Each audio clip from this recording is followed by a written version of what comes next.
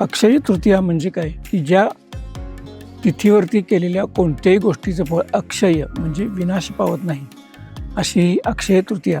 या दिवशी कोणतेही काम केलं, कोणतेही शुभकर्म केलं तर त्याचं फळ हे अक्षय फळ मिळत असतं. आता ही जी अक्षय तृतीया आहे ही नेमकी काय आहे तर 3.5 मुहूर्तापैकी हा मुहूर्त मानला जातो. याला अक्षय तृतीया हे नाव काय आहे हे आता आपण बघूया. ज्या वेळेला पांडवांना 12 वर्षाचा वनवास आणि 1 वर्षाचा अज्ञातवास दिला गेला, त्यावेळेला श्रीकृष्णाची मानलेली बहीण म्हणजे द्रौपदी, या द्रौपदीने श्रीकृष्णाला प्रार्थना केली की बऱ्याच वेळेला आम्हाला कंदमुळं खाऊन राहावं लागतं, तर आमची जेवणाची व्यवस्था काय होईल.